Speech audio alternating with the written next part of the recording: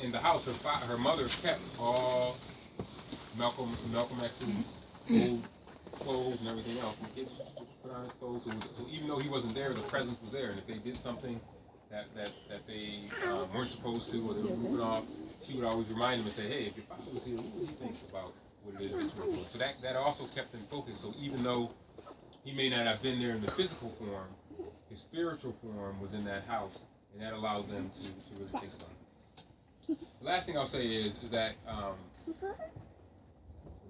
one of the things I think that young people can take from Malcolm X, regardless of your race, your age, or your particular demographic, is that he really talked about the importance of education. And one of his most powerful quotes is, he says that education is the passport to the future, and the future belongs to those who have it. Everyone in here knows what a passport is, right?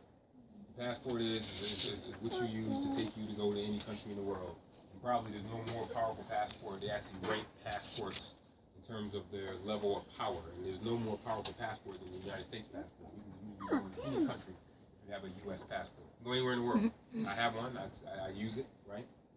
And Malcolm X made the equation that education was that passport.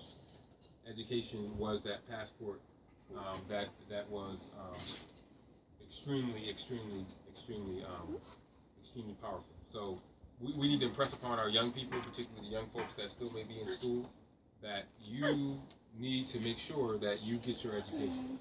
And if you dropped out of school, you need to go back and get your education. You're never too old to learn how to read or to get an education. My father has taught people who were 70 years old how to read. We've helped people here who've been in their 50s and 60s go back and get their GEDs. So I will tell you that in the vein of Malcolm X, we need to understand that education is important. Both education from a schooling standpoint, because there's schooling education, and then there's outside education. Because you can be an educated fool. But you know, Malcolm X didn't have a PhD. But he spoke like someone that had a PhD.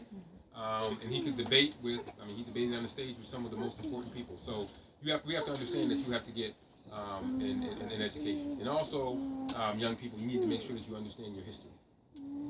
That you understand your history and culture so you know where you came from. Because if you understand your history and culture and you know where you came from, you're less likely to let people tell you what you cannot do.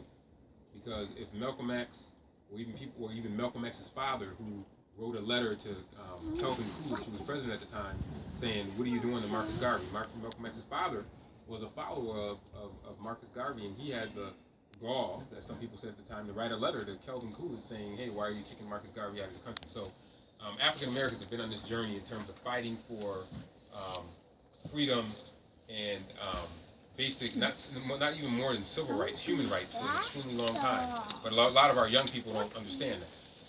Hence why I get the email before I sat down of a woman who was just killed on the corner of Frost Avenue and Genesee Street, when young people were being let out of school and kids were in the house when she got killed, because these people don't understand the value of human life.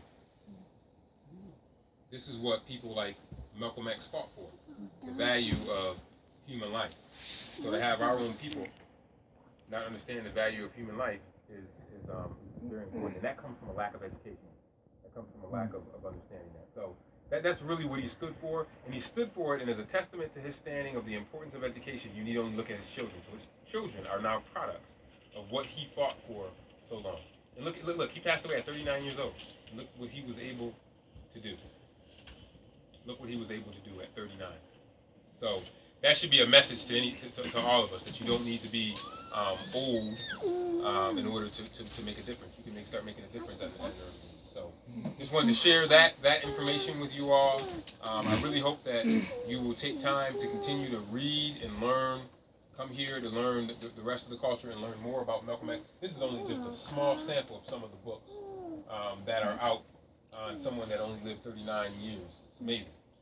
That's out. You can listen to his speeches. You can go on YouTube and see his speeches, and you can learn about his evolution and his growth, both as an individual, but also as someone who, 50 years ago, people would be scared to say his name, but yet, when I'm running for school board, I'm using stamps, and I'm putting Malcolm X stamps on U.S. mail, somebody that the U.S. government was threatened of. It tells you how far we've come. We still have a long way to go, but the impact that he had on our country. So thank you all for having me. Thank you for listening.